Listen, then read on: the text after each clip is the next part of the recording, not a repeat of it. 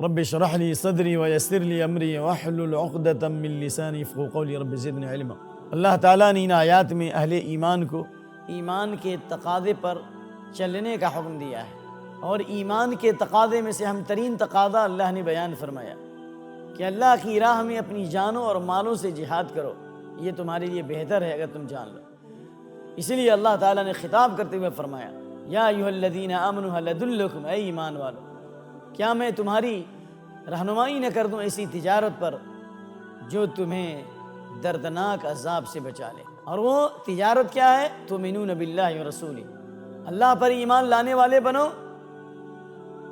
اور اس کے رسول پر، وتجاہدون فی سبیل اللہ باموالکم وانفسکم، اور جہاد کرو اللہ کی راہ میں اپنی جانوں اور مالوں سے، ذالکم خیر لکم، یہ تمہارے لیے بہتر ہے ان کو تم تعلمون، اگر تم جان لو۔ اس کا فائدہ کیا ہوگا؟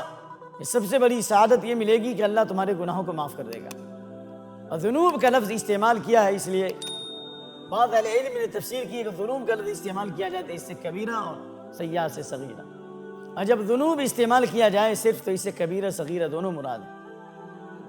ایسے اعمال ہیں جو انسان کے گناہوں کا کفارہ بھی ہیں اور انسان کے لیے ہدایت کے ذریعہ بھی ہیں۔ جب اللہ تعالیٰ کی ہدایت ملے گی تو اللہ تعالیٰ توبہ کی توفیق دے گا اور اس کی برکت سے اللہ کبیرہ صغیرہ دونوں کو معاف کرے گا۔ بعض ایسے اعمال ہیں کہ اللہ ان کی وجہ سے کبیرہ گناہ بھی معاف کرتا ہے، جیسے حج ہے، اور بھی اعمال ہیں تو کہا یغفر لکم ذنوبکم، اللہ تمہارے گناہوں کو معاف کر دے گا، ویدخلکم جنات، اور تمہیں جنتوں میں داخل کرے گا، ہرے بھرے باغات میں جن کے نیچے نہریں جاری ہیں، اور مساکن طیبہ، اور عمدہ ٹھکانے دے گا، یعنی دنیا کے ٹھکانوں کے مقابلے میں، خوابگاہوں کے مقابلے میں عمدہ اور اچھے ٹھکانے عطا فرمائے گا، اور وہ بھی کافی جنت عدن میں، ہمیشگی کی جنت میں۔ ذالک الفوز العظیم، یہ بہت بڑی کامیابی ہے۔ دنیا میں اگر کوئی آدمی آرام اور آسائش میں ہے تو وقتی اور عارضی ہے، لیکن یہ دائمی ہے، اکلھا دائم وظلھا، جنت کے پھل ہمیشہ رہیں گے، لیکن تلک عقبی الذین اتقوا، یہ متقیوں کا انجام ہے، وعقبی الکافرین النار، اور کافروں کا انجام جہنم کی آگ۔ اللہ ہماری آپ کی حفاظت فرمائے۔ اللہ تعالیٰ نے جنت کا ذکر فرمایا ہے ایمان اور جہاد فی سبیل اللہ کے ذریعے، لیکن اس کے مقابلے دنیا میں بھی اللہ تعالیٰ نے عزت اور سعادت اور نیک نامی کا وعدہ فرمایا، اخری تحبونہا، اور دوسری چیز دنیا میں اعتبار سے جسے تم پسند کرتے ہو وہ کیا ہے؟ نصر من اللہ، اللہ کی مدد، اللہ کی مدد دشمنوں کے مقابلے میں، اللہ کی مدد شیطانوں کے مقابلے میں، اللہ کی مدد دین کو پھیلانے کی راہ میں، اللہ کی مدد عبادت کی راہ میں، اللہ کی مدد دعوت کی راہ میں، نصر من اللہ وفتح قریب، اور قریب کی فتح ہوگی۔ اگر اللہ کی راہ میں شہید ہو گئے تو شہادت کا درجہ ملے گا، اور اگر شہادت کے مقابلے میں اگر اللہ نے فاتح بنایا تو اللہ تعالیٰ فتح مبین عطا فرمائے گا، دشمنوں پر غلبہ عطا فرمائے گا، یہ اللہ کا وعدہ حق ہے۔ وَكَانَ حَقًّا عَلَيْنَا نَصْرُ الْمُؤْمِنِينَ، اللہ فرماتا ہے ہمارے اوپر ایمان والوں کی مدد حق ہے۔ وَبَشِّرِ الْمُؤْمِنِينَ، اور ایمان والوں کو بشارت دو، دنیا میں اللہ کی رضا و خوشنودی کی، آخرت میں جنت کی، دشمنوں پر غلبے کی، اچھی زندگی کی، سعادت و نیک نامی کی، ہر خیر اور بھلائی کی بشارت، ہر شر اور فتنے کو اللہ دور کرے گا۔ اس لیے اللہ نے فرمایا الذین آمنوا کانوا یتقون لہم البشریٰ فی الحیاۃ الدنیا فی الآخرہ، ایمان اور تقوی کی زندگی اختیار کرنے والوں کے لیے دنیا میں بھی بشارت ہے اور آخرت میں بھی۔ اللہ نے یہاں سب سے پہلے ایمان والوں کو خطاب کرتے ہوئے ایک عظیم الشان تجارت اور کاروبار کی دعوت دی ہے، اور یہ تجارت اللہ کے ساتھ ہے، اور اللہ کے ساتھ جو تجارت ہے وہ آخرت والی تجارت ہے، وہ اپنی جانوں اور مالوں کو اللہ کی راہ میں لگانا ہے، جیسا کہ اللہ نے سورہ توبہ آیت نمبر 111 میں فرمایا ان اللہ اشتری من المؤمنین انفسهم واموالهم بان لهم الجنہ، اللہ کی تجارت یہ کہ اللہ تعالیٰ نے خرید لیا مومنوں سے ان کی جانوں اور مالوں کو جنت کے بدلے، یعنی جان بھی دی وہ اسی کی تھی، حق تو یہ ہے کہ حق ادا نہ ہوا، مال بھی اللہ کی راہ میں لگا دیا تاکہ اللہ کا دین غالب ہو، تاکہ توحید غالب ہو، سنت غالب ہو، صحابہ کا منہج غالب ہو، دنیا میں حق غالب ہو، تاکہ دنیا میں امن و شانتی آئے، مظلوموں کا حق ملے، عافیت اور سلامتی کی زندگی نصیب ہو۔ اس لیے جہاد ہے، اور یہ ایمان کی بنیاد پر ہے۔ اللہ تعالیٰ نے فرمایا یہ ایمان کی بنیاد پر جو تجارت ہے وہ تجارت الرابحہ، جان اور مال سے جہاد کرنا یہ تجارت ہے۔ اور سورہ فاطر آیت نمبر 29 میں اس لیے اللہ نے فرمایا ان الذین یتلون کتاب اللہ وقاموا الصلاۃ وانفقوا مما رزقناہم سرا وعلانیہ یرجون تجارۃ لن تبور، جو اللہ کی کتاب کی تلاوت کرنے والے، نماز قائم کرنے والے، اور جو کچھ اللہ نے دیا یعنی جو کچھ ہم نے دیا اس میں تو خرچ کرنے والے ہیں، وہ ایسی تجارت کے امیدوار ہیں جو کبھی ضائع نہیں ہوگی۔ دنیا میں کروڑوں کی تجارت، اربوں کی تجارت ہے، وہ تجارت فلاپ ہو سکتی ہے، گھاٹا ہو سکتا ہے، نقصان ہو سکتا ہے۔ صرف ایک تجارت مع اللہ، اللہ کے ساتھ تجارت ہے، دین کی تجارت ہے، جس میں گھاٹا نہیں، جس میں نقصان نہیں، جس میں خسارہ نہیں ہے۔ اس کے مقابلے میں منافقین نے جو کاروبار کیا اور مشرکین نے جو معاملات کیے، ان کی تجارت نفع بخش نہیں ہوگی، نفاق کی وجہ سے، کفر کی وجہ سے، دھوکہ اور فریب کی وجہ سے، دنیا والوں کے ساتھ فراڈ کرنے کی وجہ سے۔ بظاہر سمجھتے ہو کہ ہم آگے جا رہے ہیں، لیکن نہیں۔ اللہ نے فرمایا سورہ بقرہ آیت نمبر 16 میں فما ربحت تجارتهم وما كانوا مهتدين، ان کی تجارت نفع بخش نہیں ہوئی اور وما كانوا مهتدين، وہ ہدایت پانے والے نہیں ہیں۔ اللہ ان کو علم سے محروم رکھے گا، عمل سے محروم رکھے گا، دلوں کے اندر سختی پیدا ہوگی، دل میں نرمی نہیں آئے گی۔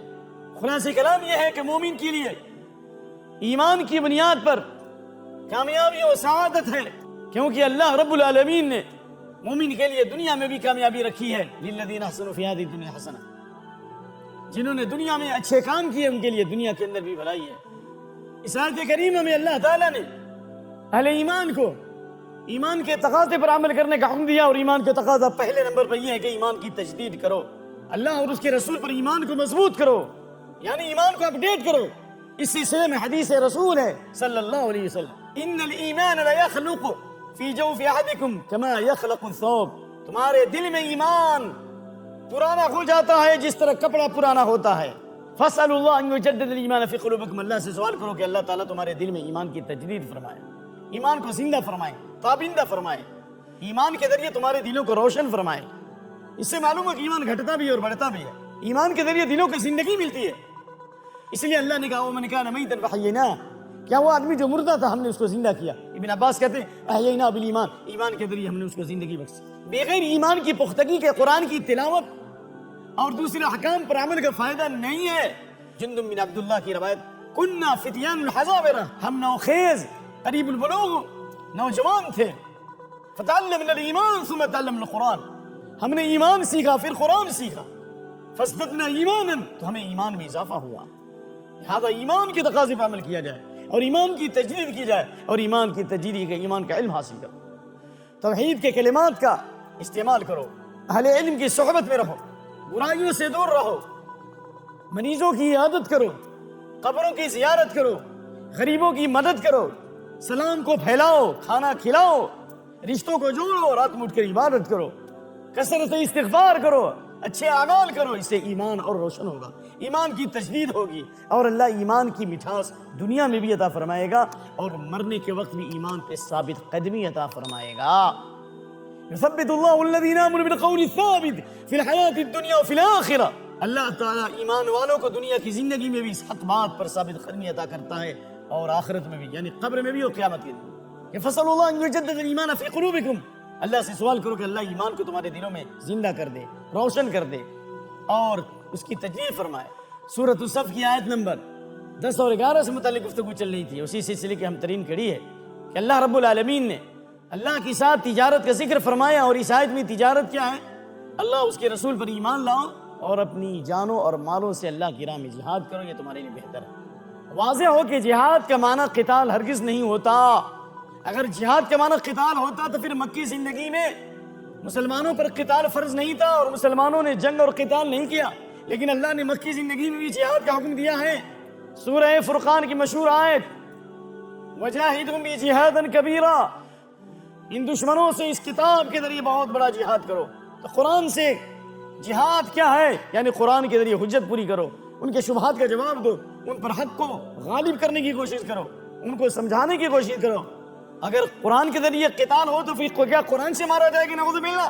مشرک والدین کے بارے میں بھی اللہ نے جہاد کا ذکر فرمایا ہے سورہ لقمان رکوع نمبر 2 میں، وَإِن جَاهَدَاكَ عَلَىٰ أَن تُشْرِكَ بِي مَا لَيْسَ لَكَ بِهِ عِلْمٌ فَلَا تُطِعْهُمَا وَصَاحِبْهُمَا فِي الدُّنْيَا مَعْرُوفًا، اگر یہ تمہارے مشرک والدین تمہیں مجبور کریں تمہیں مشقت میں ڈالیں اس بات کے اوپر کہ میرے ساتھ شرک کرو جس کے بارے میں تمہیں کوئی علم نہیں ہے، ان کی بات مت مانو، لیکن دنیا میں ان کے ساتھ اچھا سلوک کرو۔ سبحان اللہ، قربان جائیے کہ ماں باپ کے ساتھ بھی حسن سلوک کا حکم دیا گیا ہے، وہ بھی مشرک ماں باپ کے ساتھ، لیکن گناہ اور معصیت میں ان کی بات نہیں مانی جائے گی، اس کے لیے بھی جہاد کا لفظ آیا۔ اس سے معلوم ہے جہاد قتال کے معنی میں نہیں ہے، جہاد مینز اسٹرگل۔ یورپین سب سے پہلے مستشرقین نے جہاد کو قتال کے معنی میں لیا، وار کے معنی میں لیا۔ اس لیے اس سلسلے میں امام ابن قیم رحمۃ اللہ علیہ کا قول پیش کرنا چاہتا ہوں کہ جہاد کے 4 مراتب ہیں۔ نمبر 1 نفس کے ساتھ جہاد، نمبر 2 شیطان کے ساتھ جہاد، نمبر 3 دشمنان اسلام کے ساتھ جہاد، نمبر 4 منافقین کے ساتھ جہاد۔ نفس کے ساتھ جہاد کیسے ہوگا؟ نفس کو قابو میں رکھو۔ المجاہد من جاہد نفسہ فی طاعت اللہ، مجاہد وہ ہے جو اپنی نفس کے ساتھ جہاد کرے اللہ کی اطاعت و بندگی میں، اللہ کی اطاعت و بندگی پر قائم رہے۔ حج کو بھی جہاد کہا گیا ہے، جو حضرت عائشہ رضی اللہ عنہ کی مشہور حدیث ہے، هل علی الناس من جہاد، کیا عورتوں کے لیے جہاد نہیں ہے؟ تو آپ نے فرمایا لکن افضل الجہاد حج مبرور، تمہارے لیے افضل جہاد حج مبرور، حج مقبول ہے۔ اور بعض لوگوں نے پڑھا لیکن افضل الجہاد حج مبرور، لیکن افضل جہاد حج مبرور ہے۔ حج کو بھی جہاد کہا گیا، اس میں مشقت ہے، محنت ہے، طاعت و بندگی ہے، ایک حالت سے دوسری حالت ہے۔ تو نفس کے ساتھ جہاد ہے، اور نفس کے ساتھ جہاد 4 چیزوں کے ذریعے ہوگا۔ نمبر 1 ایمان کو سنوارے اور ایمان کی روشنی میں نفع بخش علم حاصل کرے، علم اور ایمان کے ساتھ عمل صالح اختیار کرے، جس کی 2 شرطیں ہیں، اخلاص اور پیروی سنت کی پیروی۔ نمبر 3 حق کی راہ میں جہاد یہ ہے، حق کی تبلیغ کرو اپنے اوپر، اپنے گھر والوں پر، دنیا کے لوگوں کے سامنے حق پھیلاؤ، ان کو جہنم سے نکالو، فتنوں سے نکالو، مصیبتوں سے نکالو، یہ بھی جہاد بالحق ہے۔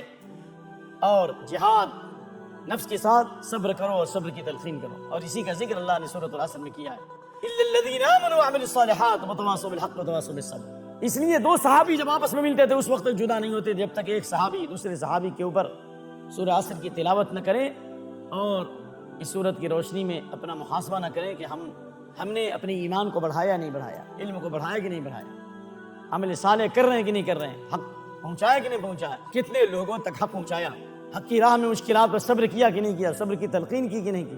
یہ صحابہ کا طریقہ تھا، امام بن کثیر نے اسے نقل کیا۔ دوسرے نمبر پر جہاد شیطان کے ساتھ ہے کہ شیطان اپنی پوری فوج اتار چکا ہے، ان الشیطان لکم عدو فاتخذوه عدوا انما يدعو حزبه ليكون من اصحاب السعیر۔ شیطان تمہارا دشمن ہے، اس کو دشمن بناؤ، اپنی گروہوں کو جمع کرتا ہے تاکہ وہ جہنمیوں میں ہو جائے، یعنی دعوت دیتا ہے تاکہ لوگ جہنم میں چلے جائیں، یا اپنی فوج کو جمع کرتا ہے تاکہ ان پر حملہ کرے۔ واستفزر من استطعت منهم بصوتك واجلب عليهم بخيلك ورجلك وشاركهم في الاموال والاولاد۔ اللہ نے فرمایا جس کو تو چاہ بھڑکا لے اپنی آواز سے اور ان پر حملہ کر، سواری کے ذریعے یعنی گھوڑ سواری کے ذریعے، پیدل فوج کے ذریعے، اور ان کے مال اور اولاد میں شریک ہو جاؤ، اور ان سے وعدے کرو، جھوٹے وعدے۔ میں یعدکم الشیطان الا غرورا، شیطان سے دھوکے کا وعدہ کرتا ہے۔ تو یہ نفسانی شیاطین، یعنی یہ شیاطین کے حملے انسانوں کے اوپر، اس کے دل و دماغ پر، اس کے دل پر، اس کے جسم پر، اس کے رگوں میں شیطان دوڑتا ہے خون کی طرح۔ نفس کے اوپر شیطان کا حملہ بہت زیادہ ہوتا ہے کہ شیطان آگے سے بھی، پیچھے سے بھی، دائیں اور بائیں سے بھی حملہ کرتا ہے۔ ثم لآتینہم من بین ایدیہم ومن خلفہم وعن ایمانہم وعن شمائلہم۔ شیطان نے کہا میں آگے سے آؤں گا، پیچھے سے آؤں گا، دائیں سے آؤں گا، بائیں سے آؤں گا۔ اس لیے شیطان کے یہ سارے حملے ہوتے ہیں، لیکن شیطان کا 2 ہی ہتھیار ہے، ایک ہے شبہات اور ایک دوسرا ہے شہوات۔ دین کے بارے میں شبہ پیدا کرے گا، قیامت کے بارے میں، جنت جہنم کے بارے میں، اللہ کے وجود کے بارے میں، اللہ کے اسماء صفات کے بارے میں، تو اس کا مقابلہ ہم کیسے کریں گے؟ شبہات کا مقابلہ ہم یقین سے کریں گے۔ اور دوسرا راستہ کیا ہے؟ شہوات کے ذریعے عورتوں کی ناجائز محبت ڈال دے گا، اولاد کی محبت، سونے اور چاندی اور پیسے کی محبت، گھوڑوں کی محبت، چوپائی کی محبت، کھیتی کی محبت، یعنی ان میں مبالغہ کر دے گا، ان میں مشغول کر دے گا، ان شہوات کی برائیوں کو داخل کر دے گا، شہوات کے وائرس کو اور شبہات کی جراثیم کو سرایت کر دے گا۔ شہوات کا مقابلہ صبر سے کریں گے، جس طرح شبہات کا مقابلہ یقین سے کریں گے۔ اسی بارے میں اللہ تعالیٰ نے فرمایا الف لام میم سجدہ میں وجعلنا منهم أئمة يهدون بأمرنا لما صبروا وكانوا بآياتنا يوقنون۔ ہم نے پچھلی امتوں میں ائمہ بنایا، دین کا ائمہ بنایا جب انہوں نے صبر کیا اور ہماری آیتوں پر یقین کرنے والے بن گئے۔ امام ابن تیمیہ فرماتے بالصبر والیقین تنال الامامۃ فی الدین، صبر و یقین کے ذریعے دین کی امامت حاصل ہوتی ہے۔ اس لیے اللہ نے ابراہیم کو امام بنایا، اور جن کو بھی اللہ نے امامت دی اللہ نے آزمایا ہے، اور آزمائش کا تذکرہ اللہ نے سورہ آل عمران کے آغاز میں کیا ہے۔ فَأَمَّا الَّذِينَ فِي قُلُوبِهِمْ زَيْغٌ فَيَتَّبِعُونَ مَا تَشَابَهَ مِنْهُ ابْتِغَاءَ الْفِتْنَةِ، جن کے دلوں میں کھٹی ہے وہ متشابہات کے پیچھے پڑتے ہیں۔ ایسی آیتیں جن کے معنی سب کے لیے واضح نہیں ہے، یا تو اللہ تعالیٰ ہی کو معلوم ہے، یا پھر دوسرے نمبر کی متشابہات جن کا علم اللہ کے علاوہ علماء کو ہے، لیکن جو اللہ تعالیٰ سے ڈرنے والے علماء ہیں، وراسخون فی العلم ہیں، ویقولون آمنا، وہ کہتے ہیں ہم اللہ پر ایمان لائے، کل من عند ربنا، سب کچھ اللہ کی طرف سے، ما یذکر الا اولو الالباب، عقل مندوں کی نصیحت حاصل کرتے ہیں، وہ شبہات سے بچنے کے لیے دعا کرتے ہیں، ربنا لا تزغ قلوبنا بعد اذ ہدیتنا، اللہ ہدایت دینے کے بعد ہمارے دلوں میں کجی نہ فرما، وہب لنا من لدنک رحمہ، اور اپنی رحمت سے ہمیں نواز دے، انک انت الوہاب، بے شک تو بہت زیادہ عطا کرنے والا ہے۔ اور شبہات کا ذکر اللہ تعالیٰ نے فرمایا، زین للناس حب الشہوات من النساء والبنین والقناطیر المقنطرة من الذهب والفضة والخیل المسومة والانعام والحرث ذلك متاع الحیاة الدنیا واللہ عنده حسن المآب۔ شبہات اور شہوات کے ذکر کے بعد اللہ نے کیا فرمایا؟